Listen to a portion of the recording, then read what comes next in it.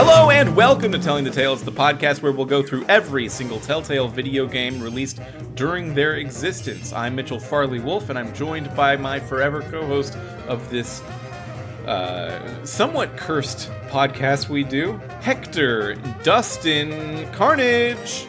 So I'm Hector now? You're Hector Dustin Carnage. Oh, that sucks. It's a good name. Yeah, I agree with that. I guess you're right. They should have made Hector's last name Carnage. I think that Hector Carnage is a good name. Because it's his badge. It's the badge of Carnage. Well, it's not his badge, as we found out in this episode. The badge of Carnage is a specific thing. And, oh boy, we found out what it is. Oh my goodness. Oh boy. We should say that we're discussing today Hector Badge of Carnage, Episode 3, the final episode, Beyond Reasonable Doom, released on September 22nd, 2011, developed by Dean Burke and Kevin Beamers at Strandlooper. And, yeah, what a game. What a game, Dustin. Man, can you believe we're already done with our Hector adventure? Yes. So, we were talking a little bit before we got on the hop, on the recording. Before we recorded a podcast, we had a conversation. Well, you got on the phone, you got on the horn, you got on the Discord, and that's right. you says to me, hi, in a way that made me feel sad for you. Oh, thank you.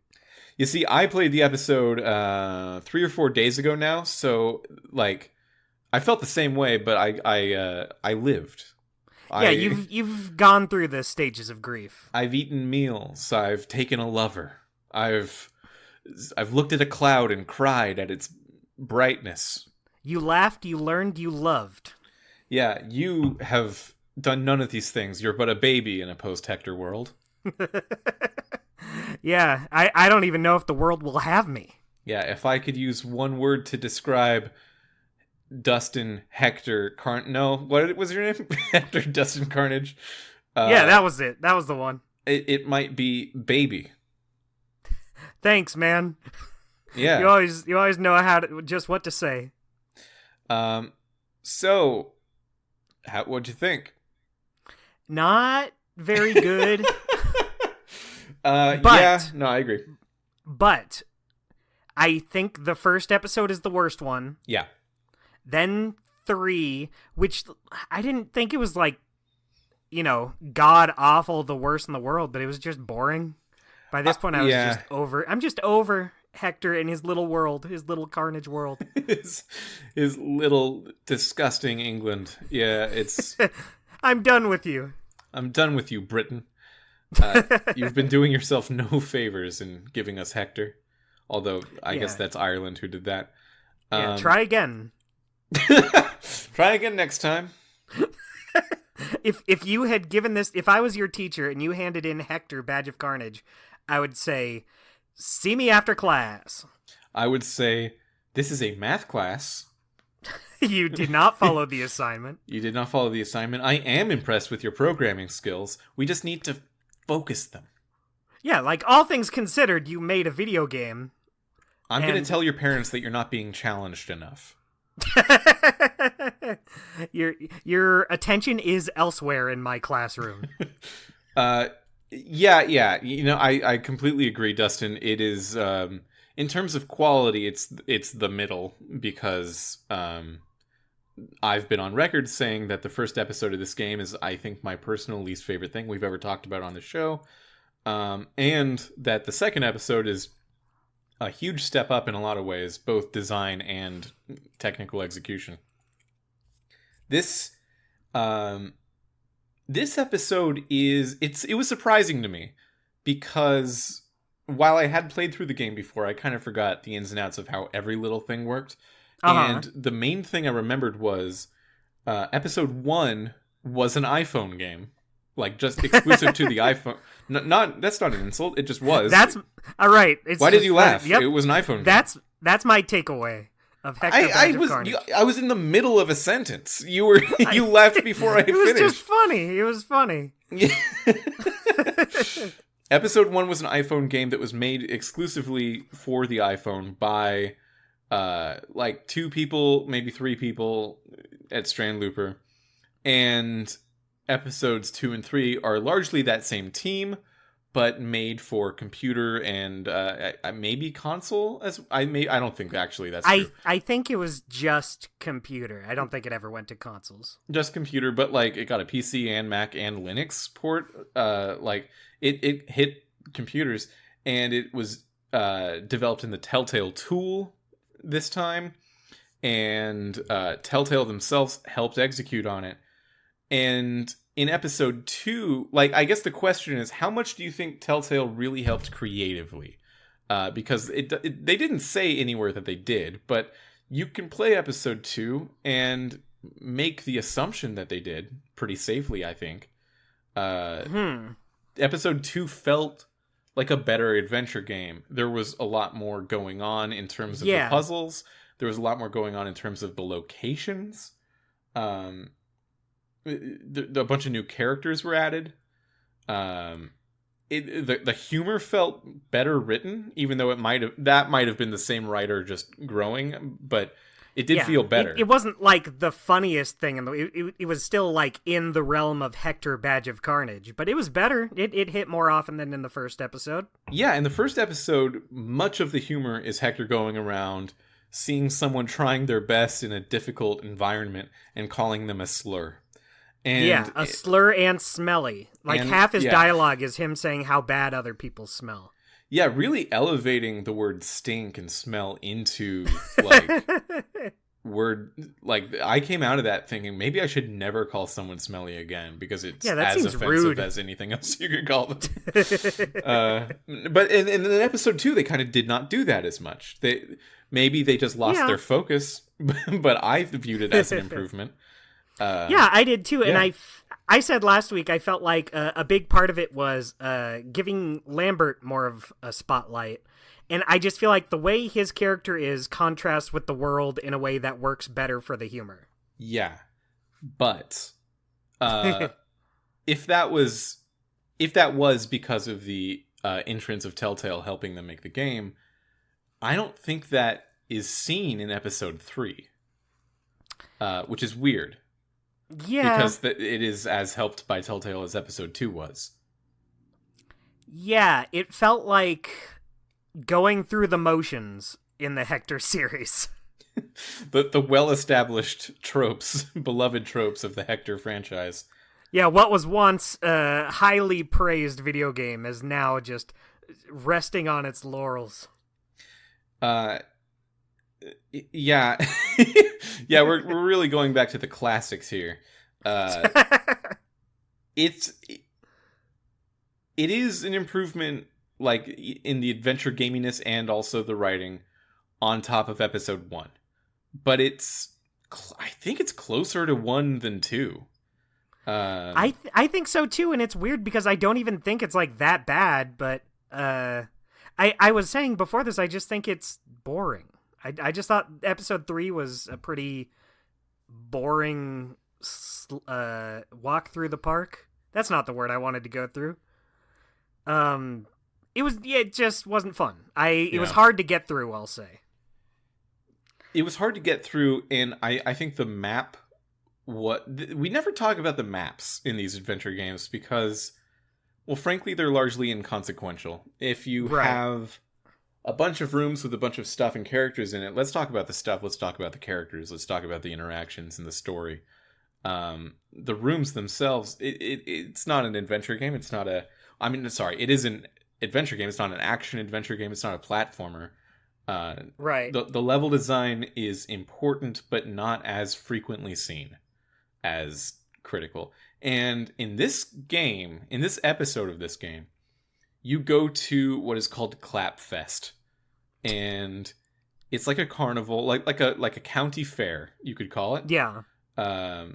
The American equivalent I've seen in my life is a county fair. Maybe you have a different thing over there in England to equate this to, but it's just a line, like it's a long corridor of different rooms, like 10 rooms in a row. Yeah.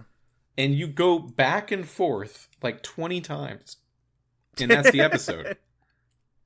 Yeah. Thank God for that map they give you, though. Thank God for that map they give you like 75% of the way through the episode. Yeah, you do have to just go through the different parts of Clapfest. Yeah, you need to raw dog Clapfest for the first like 2 hours of play, and then in the last hour or so they'll give you a map to just click on where you want to go. Take this. You've suffered enough. Yeah, I don't get it. I don't understand how they could possibly have thought it was a good idea to not just give you that map as soon as you get there. But yeah, it's especially a downer considering that in the last episode we had that it was like a PDA or something that showed the town map, and you got to just click on whatever like neighborhood you wanted to go to, and that felt like you were exploring Clapper's Reek. Clapper's Reek, yeah. That felt like you were exploring Clapper's Reek in the only time it's been fun to do that ever. Yeah. And this feels like such a step down. The scope is a lot smaller. Like, the map is helpful, but at the same time, like, everything is just, like, right next to each other. It's not, like, it doesn't feel like you're on, like, this big quest. Yeah, it's a presentational thing, I think, because in terms of the number of rooms this episode has versus other episodes, I don't think it's less. And yeah, like that is how it's determined, like how much time is going to take to make the video game. The number of rooms, how much like effort needs to be put into each room, etc. Yeah, it's whew. It's just not good. It's just not great. It's unhelpful. It's functional. It like works fine, but yeah, it's not like it doesn't feel good. I think it's especially upsetting because in the beginning of the episode, you don't start there. You're starting in this septic tank that Barnsley Noble, the bad guy who we determined at the end of the last episode was the terrorist all along. Should have remembered his name because it is a pun on the bookstore Barnes & Noble. Why is it a pun on the bookstore Barnes & Noble? I don't know. I was thinking that the whole time. Like, am I missing something here? Does this guy, like, enjoy books? Or yeah, is there... Maybe there's a etymology for the store being called that this is also taking from, but not taking from the store, and I don't know what that is. Yeah. I know I feel Allen, like I'm on... Like Ethan Allen, that's a clothing store, but that guy was a Revolutionary War era guy. Right. Yeah. Yeah, you know it. It maybe Barnes & Noble was it. It's possible. Maybe we're thinking too little of Hector. No. Yeah, you're right. But he starts you out in a septic tank, and it's like a tutorial of point-and-click adventure stuff to get out of the septic tank. Which is like a big saw. Yeah, and that's interesting because Sam and Max never did this quite like this. I've written down in my notes, why a tutorial every episode? Whose first episode of Hector is going to be episode 3?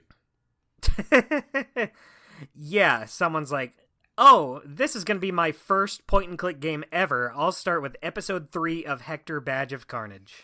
Yeah, I think with some games, you can make the argument pretty safely that, like, yeah, it's a sequel, but you should expect that someone's going to play it before the first game, because this is the big game of the time, and the first game is now an old game, so they don't want to go play the old game. I think in episodic things like this, you should definitely assume people are going to start at the beginning and go through. I agree.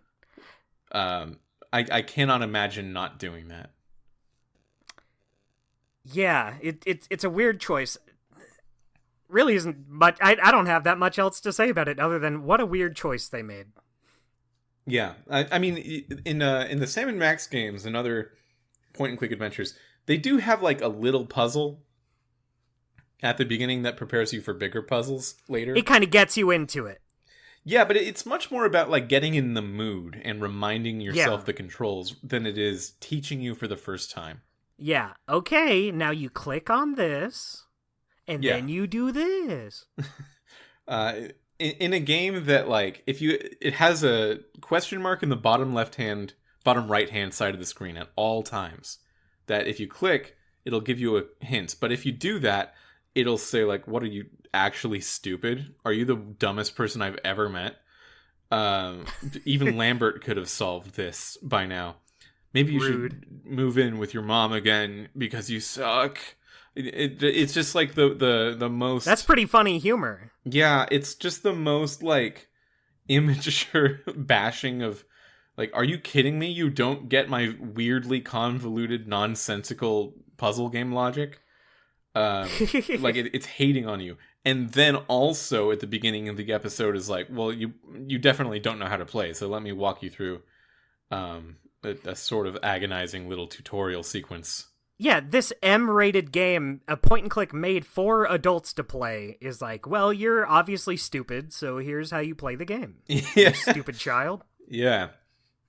And I have noticed that like every time they do a tutorial sequence, if they weren't doing the tutorial sequence, it would have been some of the most nonsensical, ungraspable puzzles ever. Because it's like, okay, we'll put the piñata's head in the waste disposal pipe, and this clogs poop, which is good.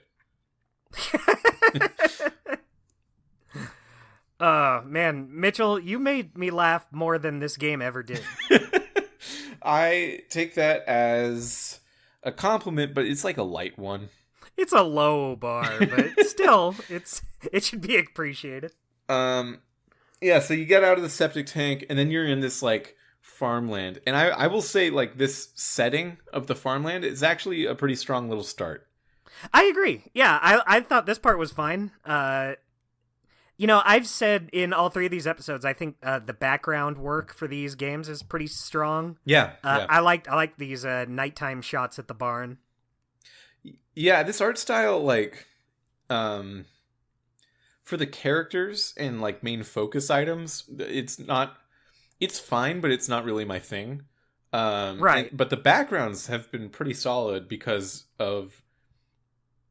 Like, they're still kind of in the same art style, but they're much more abstracted, and what would have had a hard outline has no outline, and it actually looks pretty good that way.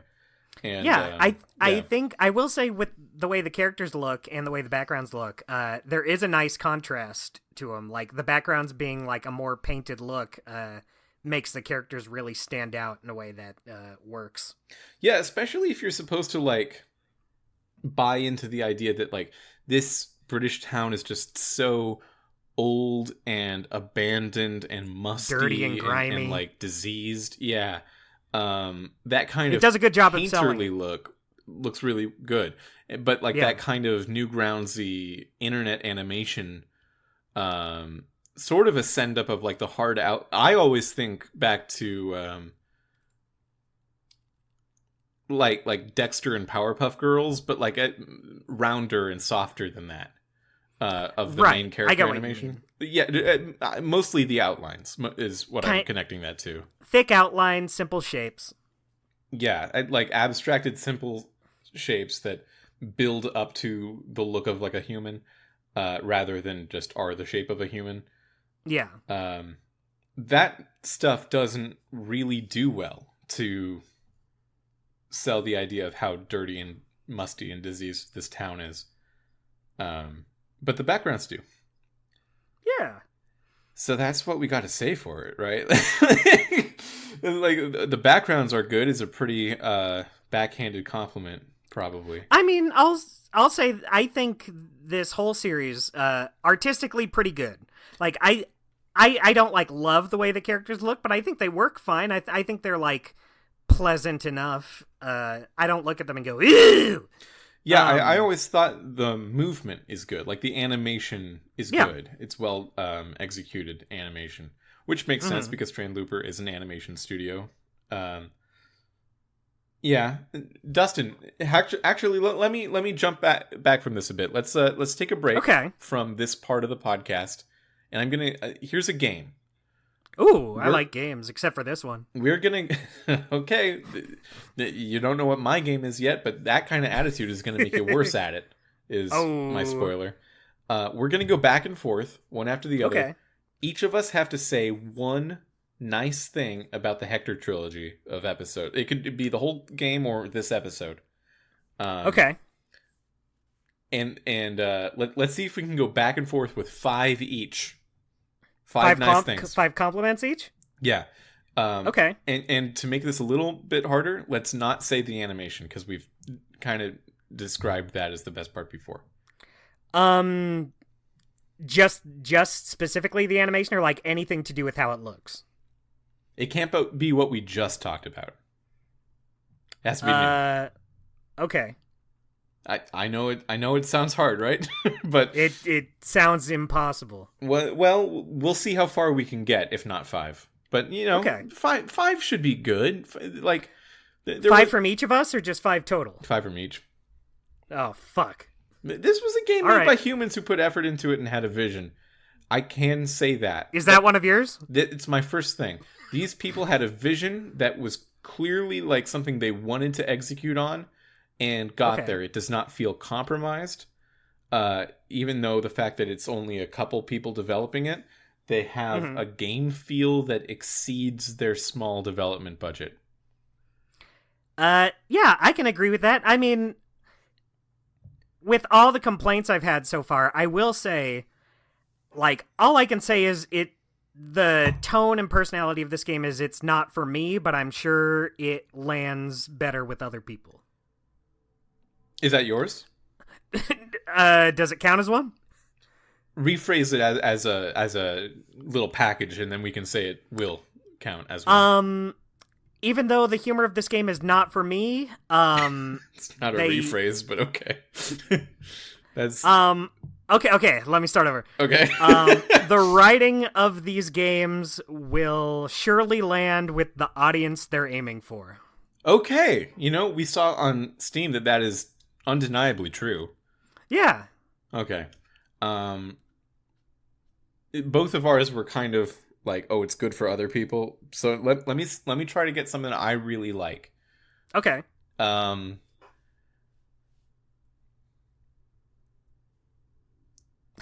There are these moments where Hector will talk to a new NPC, and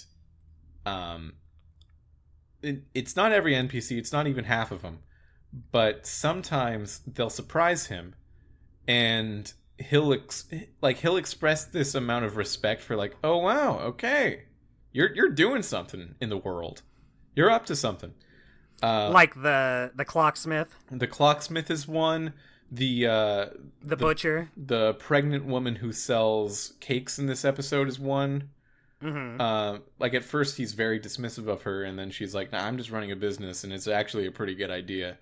And he's like, yeah, you're right, I don't know. My bad. Mitchell, I wish you voiced Hector. Anyone who wants to donate to the podcast in the order of let's call it a 4-figure number, can hire me to revoice all of Hector Badge of Carnage. I feel gotta like be on the closer to a 5-figure number. I feel like it would really help the dialogue go down smoother having you say it in your voice. It would feel less British. It would feel less British, but like, he always sounds like this. He's always you suck. Just you saying it your way is like just more chipper sounding and more professional. Well, I appreciate it. I appreciate it, Dustin. What's your number 2? Yeah, unfortunately, that was not a compliment for the game. No, in fact, it was another nag. I liked at the beginning of episode 2 when you're switching back and forth between Hector and Lambert. I felt like that was a fun way to divvy it up, get both characters' perspectives on the matter. But I felt like it was smart keeping them separate because it let them shine on their own a little better too. Mm-hmm.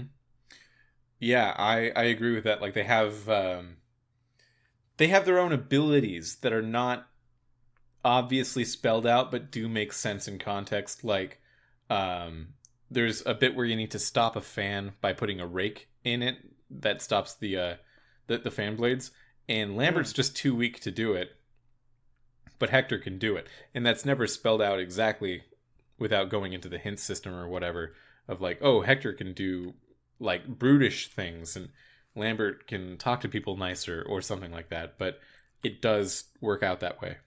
Yeah, I think they do a good job of just implying it with the characters. Like,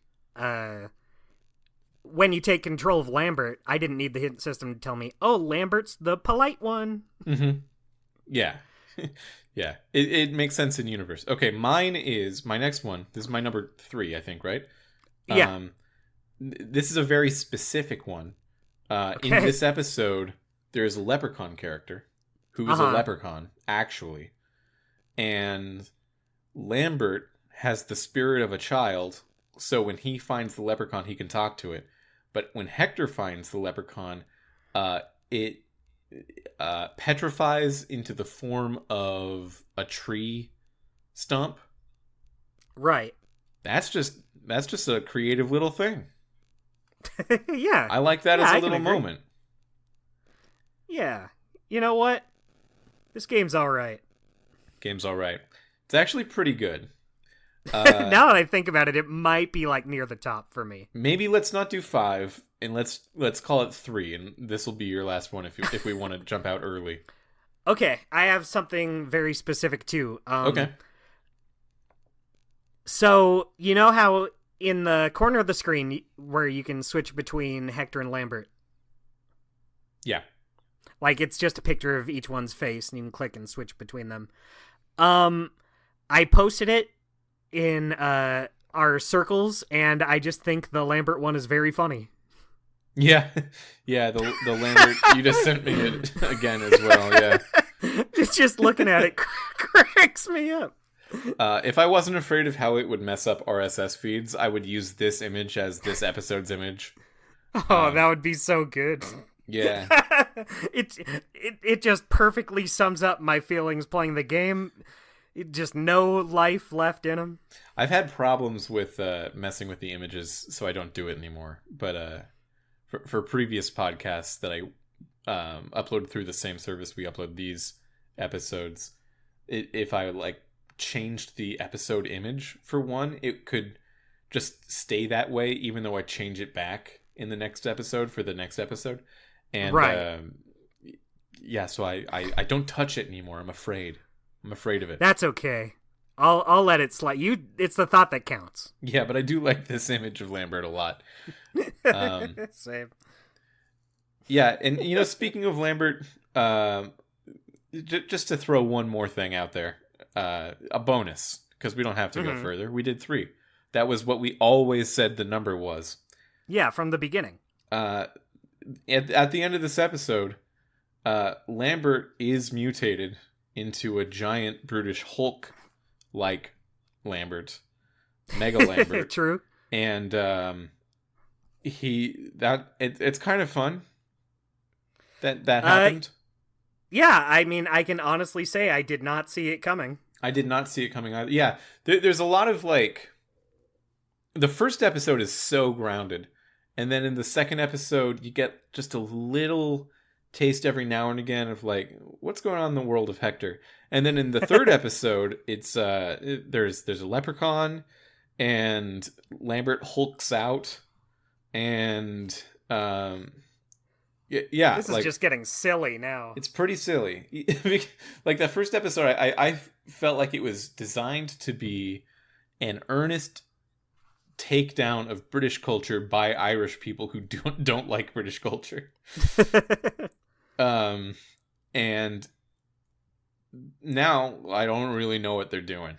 I don't really know what they're doing anymore. It makes it a little more interesting, yeah. Yeah, I mean, it's a very, very, very differently scaled version of the same kind of problem that we saw Oh, I called it a problem. You did not.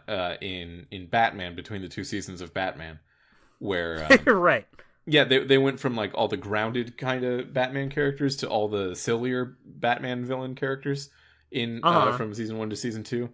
I mean, that was just those 2 seasons being different games, so I think that's fine. But with Hector, it's like this. I feel like it was trying to say something very stupid and bad about society. But now I don't even think they're trying to say anything about society. They're just kind of going. They're just kind of having some fun. Yeah, it's like... Which, who can blame them? Who can blame them? They're just told to go. They were... Telltale was like, go, make it. And they were like, oh, I didn't think we'd have to make it. I thought we could just sort of have it be done. We didn't know that Hulk Lambert was going to make it to the end. They do say that while he was a Hulk, Lambert ate 4 people. You laugh Good about for that? him. You like that joke? That's a game joke. Well, I must have missed it. I didn't remember that. That's real. No, that's in the game. I guess that just seems like so ridiculous that it made me laugh. It's mentioned very much in passing, like after they give Lambert the antidote, so he calms down, and he's like, "Oh, I feel weird," and I think it's Hector. He's like, "Well, yeah, you ate 4 people," and then Lambert's like, "Oh," and that's it.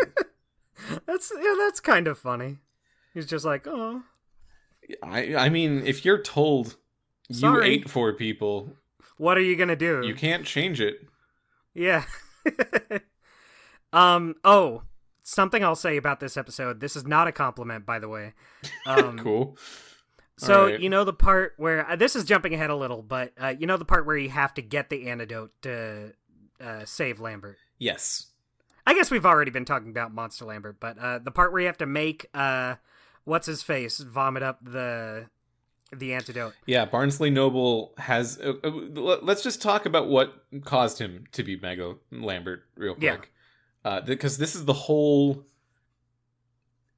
Like, this is the conspiracy that the whole game, all 3 episodes, are centered around. Barnsley Noble is from Clapper's Creek, and he thinks that it's just gone downhill and sucks now. And his psychotic take on it is that, like, this place is just so nasty and bad that we need to just rend it to the ground in order to start over. Very Pokemon villain-esque. Right. Yeah. And his way of doing this is he gave out these badges that says, "Who cares?" Because I think that it was like from episode 1, the joke was like, it just says "who cares," but it's supposed to mean like, who cares about Clapper's Reek? I do. Yeah. In those badges, if the clock tower sounds a certain sound, they react to it and give off this gas called arsenal that turns you into an arse in the British parlance. And it just mind bends you and makes you very violent and shitty, and it would burn the whole town to the ground if everyone was exposed to this gas. Right. And you prevent it from happening, from everyone being exposed to it, but Lambert is pretty exposed to it himself, just him. So you want to fix it that way. So what were you saying about getting the antidote? So you have to make him vomit up the antidote he's already ingested. Mm-hmm. And I think this is like the one time the game actually made me grossed out. This is the one time? Well, the rest of it, it's like, oh, poo-poo, funny, haha, whatever. Sure. But this time, I was actually like, ew, ugh. Yeah, it is more, like, it's normally morally gross rather than actually, like, physically gross. This is pretty physically gross. Yeah, like, I think when you have, like, at the beginning of the game, you're in the septic tank and it's gonna overflow with the poo-poo diarrhea. That's like fine, whatever. I think it's like yeah, that's child's play. Well, it's one of those things that's like so over the top that it's like, okay, well, am I really going to be grossed out by this like overly cartoonish, ridiculous scenario? This is just like a guy throwing up, and it made me kind of like, ew, I don't like that. Ew. Yeah. Yeah, and then you need to put it in a water gun and shoot it into Lambert's mouth. Just thinking about it makes me be like, ugh. It's a little grody. No. It's a little... No. Yeah. What can I say? What can we say? Oh, a podcast. Yeah. No, true, true. It is gross. I don't like it. The meat of this episode is between getting out of that farmland and Mega Lambert, and when you're just going back and forth in Clapfest, and we haven't talked about it at all, which is I think just because it is boring and tedious and not fun to do. Yeah, it's just kind of generic adventure game stuff. Yeah. But without the writing to make up for it. Yeah, and like I know it's the same number of rooms, but if you don't theme those rooms differently, it does feel like you're just stuck in one place the whole time. Yeah, it really adds up. Yeah. Yeah, I'm trying to think of like highlights from Clapfest, different booths that might have been more exciting. There's really nothing that comes to mind. One thing I'll say that was really annoying about it, every time you pass the stage that has like the rapping kids from the first episode, and it has like this stupid DJ guy there, every single time you walk by there, it has to stop for them to say their stupid little jokes and comments. Mm-hmm. And then you can continue on. And then you have to wait for them to say more when you leave. And like every single time you pass by them, they have little quips to say. Yeah, it sucks. Boy, did it get annoying. It's a bummer. It's it's just a bummer. And also, like, when you first get there, there's a booth that the police department's putting on, and your boss is there. And you have the option of, like, telling your boss, hey, we caught the guy. We know who it is. It's Barnsley Noble.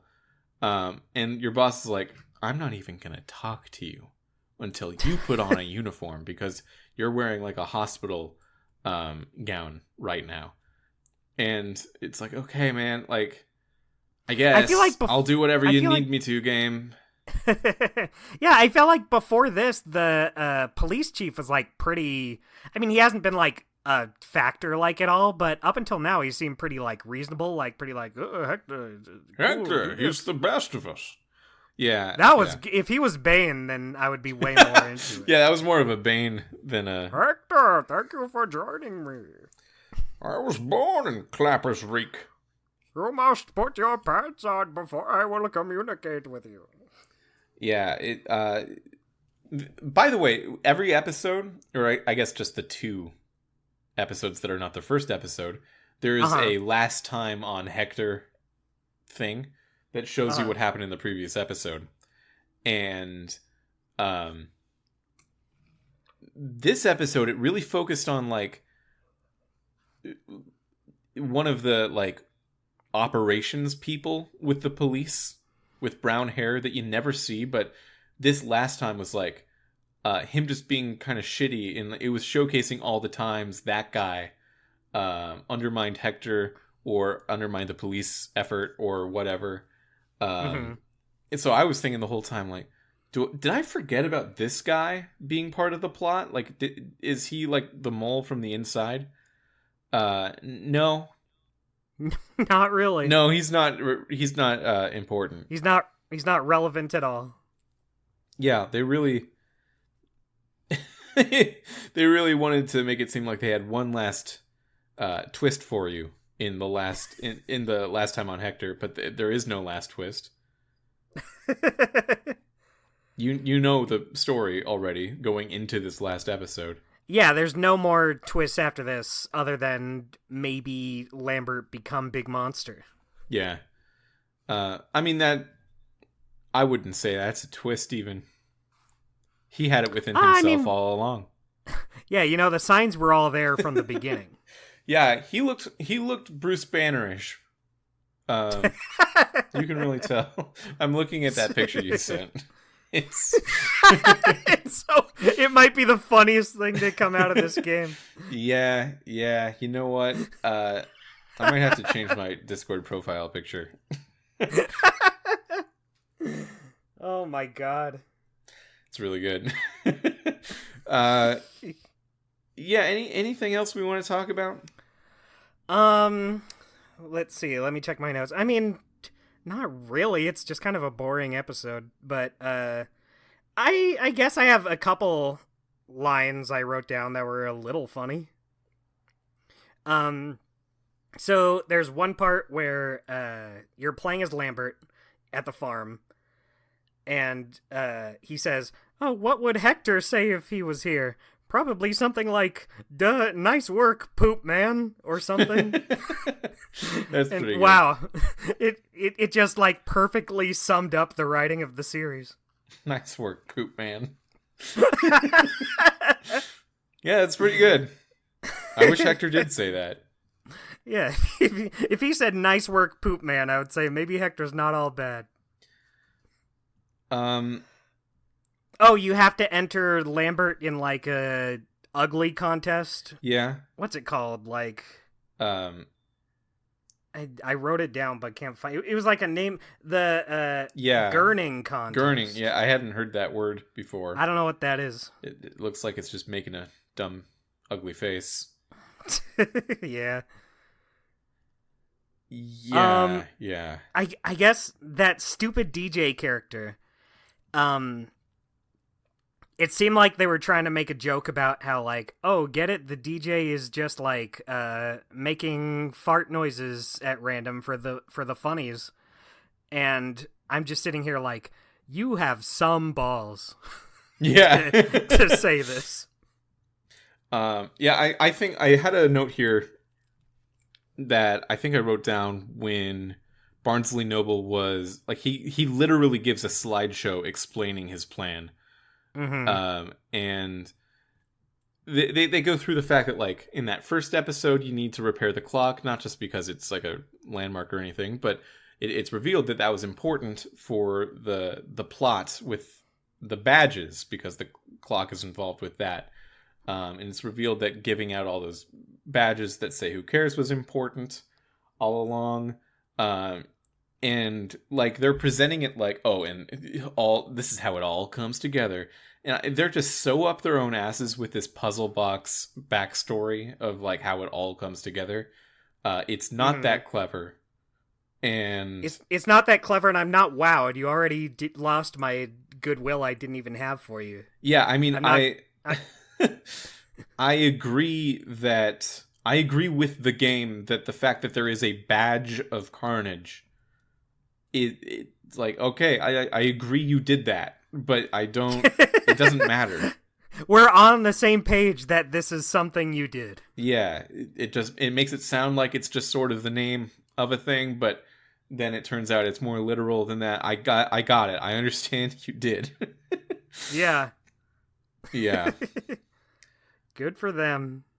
Also, this episode ended like 3 times, I felt. Like, tell me how. Well, okay, so the clock tower had a showdown with Barnsley where you like exploded, and that felt like it could have been the end of an episode. But then it was like, okay, well, there's one more thing. Now there's an inflatable badger that is like a giant inflatable badger filled with arsenal, and you need to dispose of it properly. You can't pop it. So then you figure that out. And you're like, okay, well, that could have been the end. And then Lambert absorbs all the arsenal from that badger, so he turns into Mega Lambert. So you need to take him down, and that is the end. But yeah, it was just like this. I think I might not I might not mind an ending like that if I just liked the process of getting there a bit more. I get you. Like ramping it up more and more is a fine way to do it, but I think when you're playing this, you're just ready for it to be done. Yeah. Yeah, I'm ready for them to kill me at this point. So like just seeing more signs of life was more disparaging than hopeful. Yeah, I think about how other Telltale point and clicks are very structured in a similar way, where it's like, okay, you'll have your opening puzzle, and then that kind of opens up to more puzzles, and then we've talked about it on the show before. Then you'll go on to like Act 3 puzzles, and then one final puzzle to kind of wrap it up. And it feels like this did not fall into that. Yeah. I don't know, maybe... let's see, you have the farm.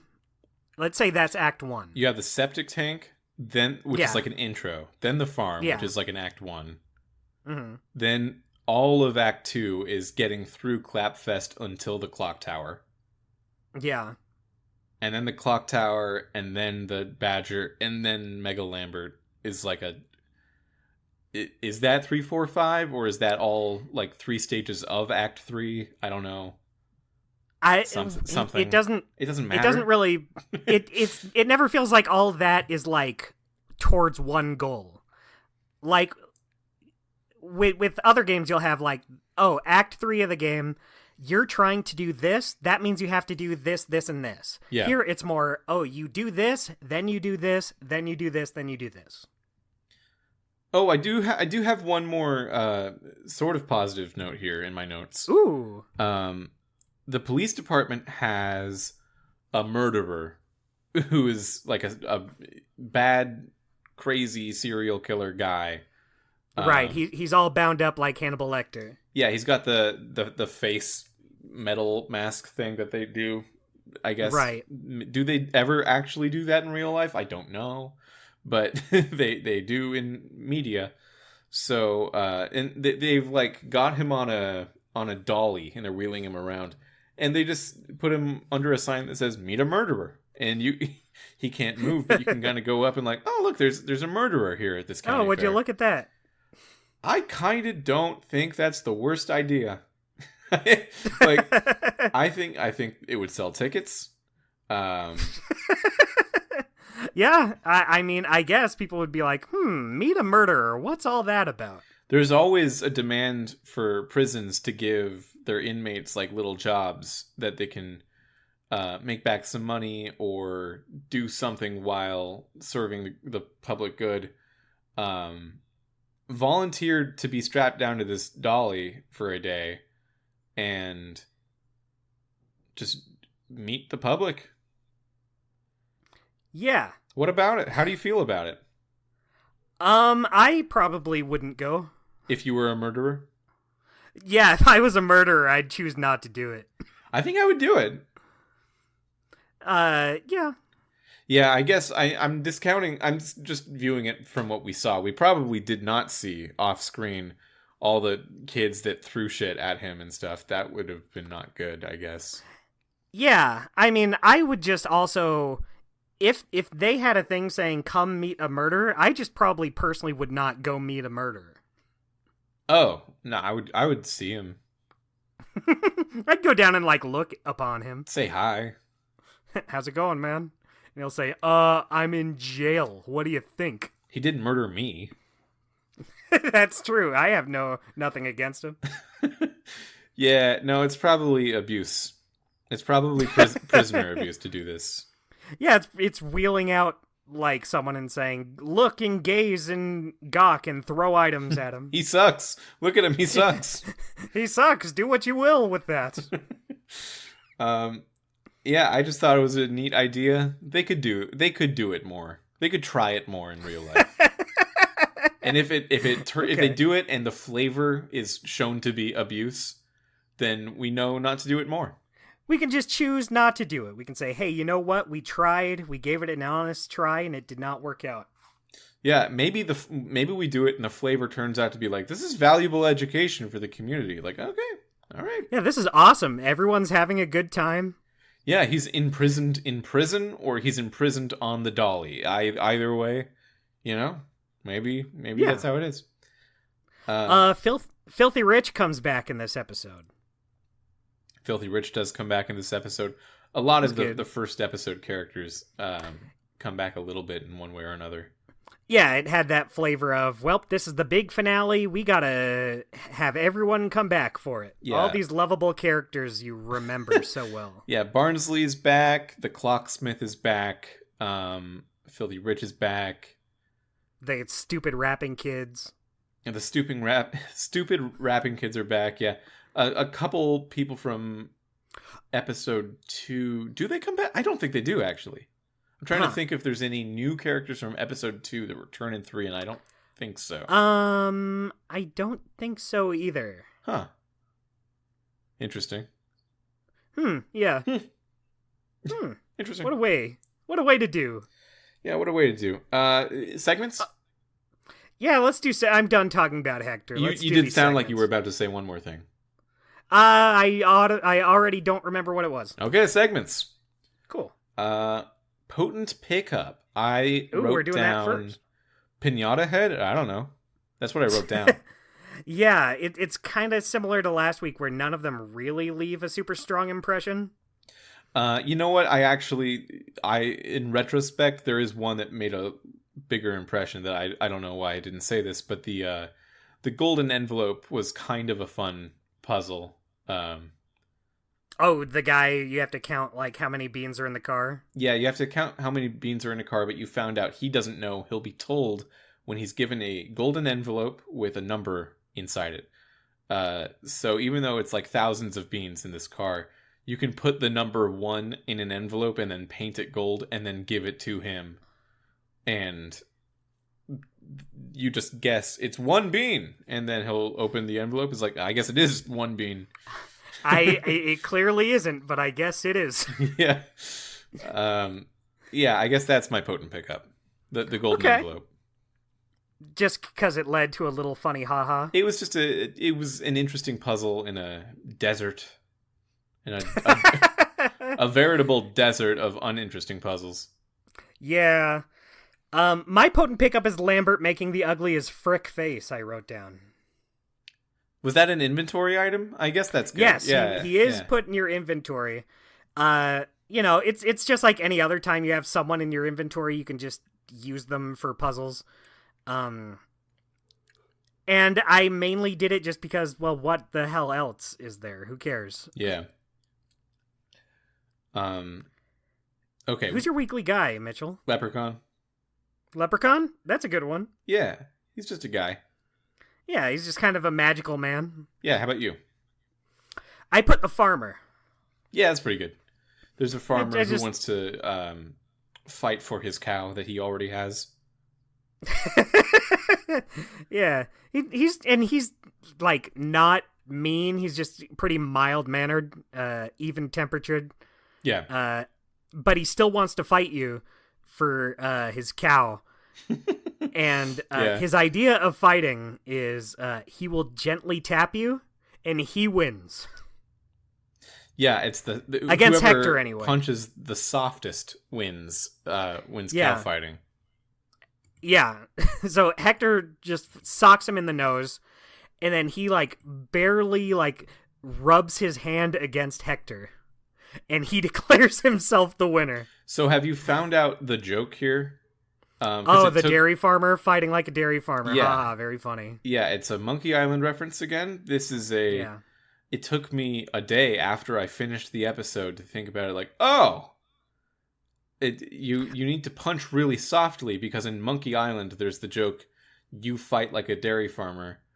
Oh, interesting you say that. You fight like yeah, I mean, I got it since they kept repeating dairy farmer and fight over and over.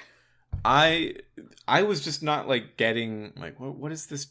Is there a joke here? But then it clicked. It was like one of those jokes on the ride home from a comedy show, and it's like, oh, well, think about that. Mitchell, you just reminded me of one of my favorite Family Guy jokes. So they're at a concert. It's like a millennial concert or whatever. And the singers just keep saying, "Hey," over and over again. And there's a horse in the audience, and he says, "I know, it's my favorite song." And then and then it shows Peter driving home from the concert. And then he just goes, Oh, 'cause hay is for horses. Yeah, it's good. Family Guy rules. Hector sucks. Compared to Hector, yeah, Family Guy is the funniest thing on the planet. Yeah, shit. I mean, Family Guy does make me laugh from time to time. Hector, I think, got a couple light chuckles here and there. Yeah. Dustin is, within our circles, famously a bit of a Family Guy apologist. And lately, I feel like I've caught the bug a little bit. Not to like it, just to defend it. I mean, let me clarify. I don't think Family Guy's like this great, amazing show, but I feel like I'm at least guaranteed one big laugh an episode. Yeah. Which is more than I can say for some things. Yeah. Golden what's moment. Your golden moment? I said Mega Lambert. Oh. Okay, yeah, I did too. It was just because, like, it's an event. It's not even like it's something to do. It really is. It really does. Just comes down to that. It's like, okay, you're doing something kind of interesting, I guess. He ate 4 guys. Yeah, that's true. He did eat 4 guys, and because they don't do like a character parade at the end or anything, you can guess which lovely character that you met up to this point Lambert ate. Wouldn't it be crazy if, like, at the end of the credits, it was like, can you guess what 4 people Lambert ate? I bet he ate. At least, I think 2 of them were other police officers. Okay. Because they were all drunk in a stupor in that tent. Yeah, easy targets. In the beer garden tent, yeah. I think he ate the woman who sells cakes with metal files in them. Do you think it's just because she was near the cakes? Yeah. Oh, she was within. She was in the right place for it.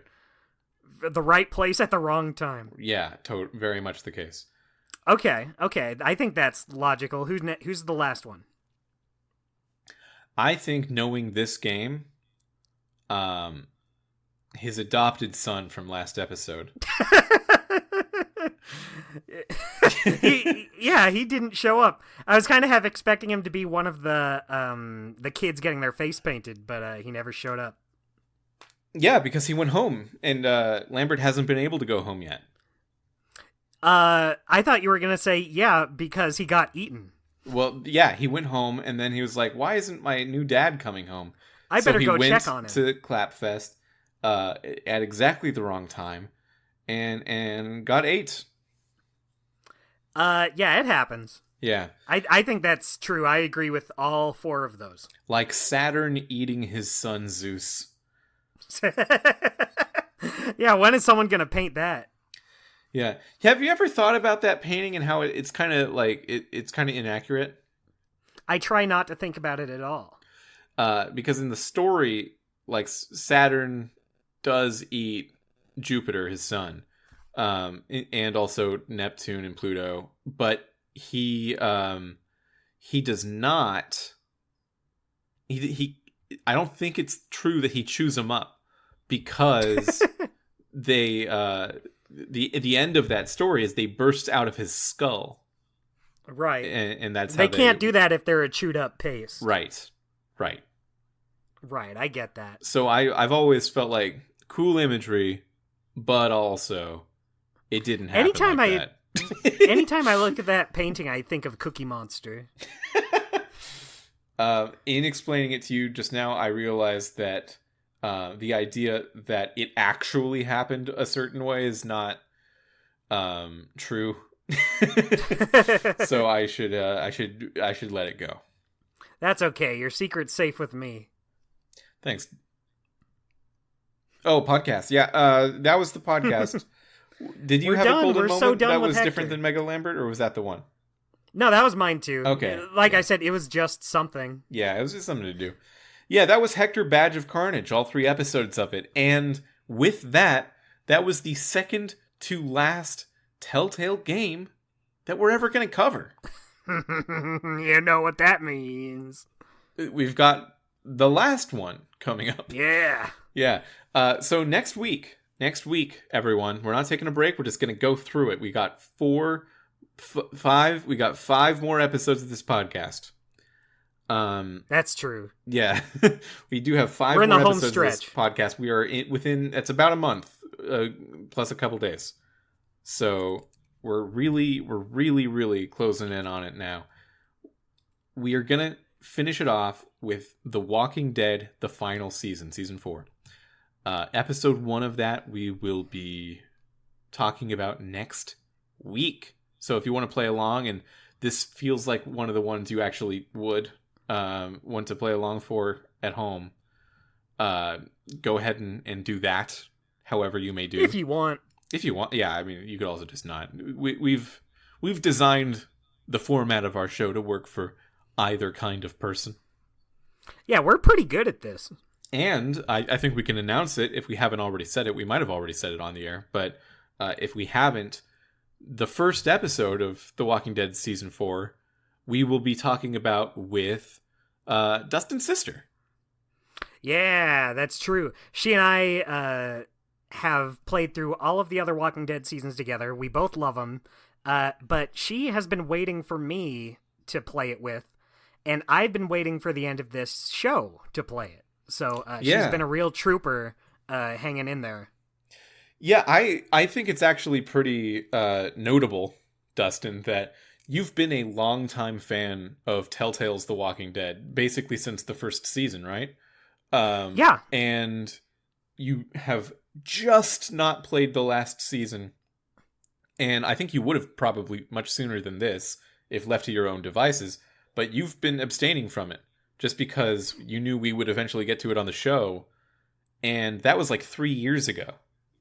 Yeah, I just thought it would be a more interesting experience going in blind for the show. Even though, yeah, I am a big fan of And you know what? This podcast reminded me how much I actually enjoyed seasons 2 and 3 as well.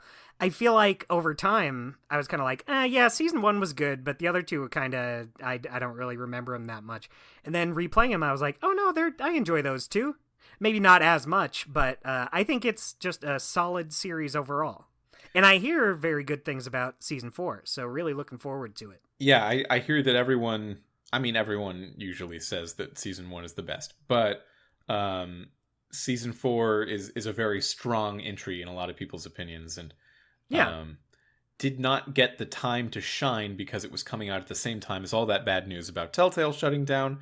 The first 2 episodes came out during Telltale being alive, and the second 2 episodes were posthumous, so just a weird release all around.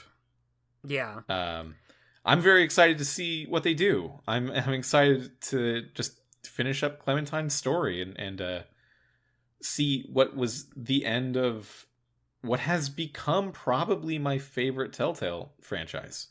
Ooh, nice. Yeah, I mean, they're all very strong. It's a good choice. I mean, ask me tomorrow and maybe I'll say, no, I lied. It was Sam and Max the whole time. But, I did not expect Sam and Max to be dethroned over the course of this podcast.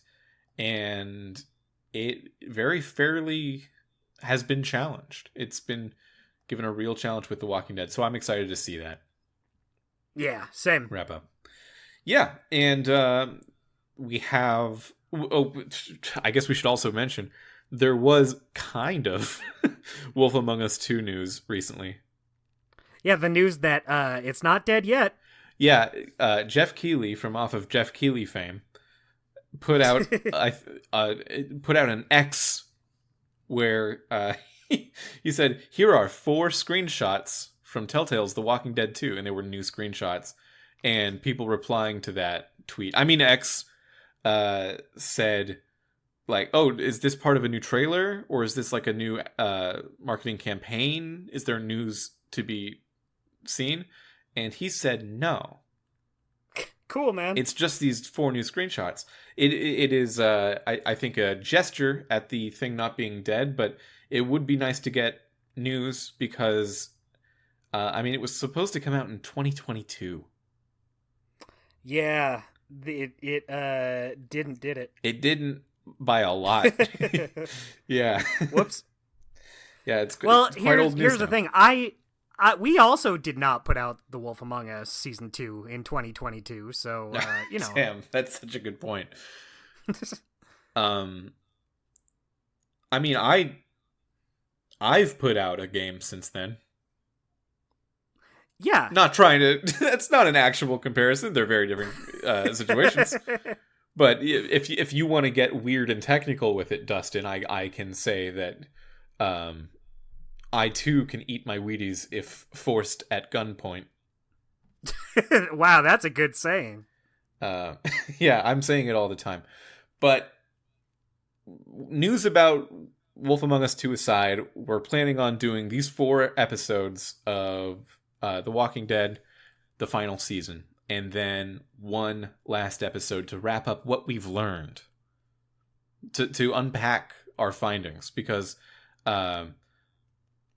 don't talk about this aspect of the show very often, Dustin, but earlier on, in addition to just wanting to celebrate the Telltale games that have come out, I was very interested in the design and philosophy of what makes a game feel like an adventure.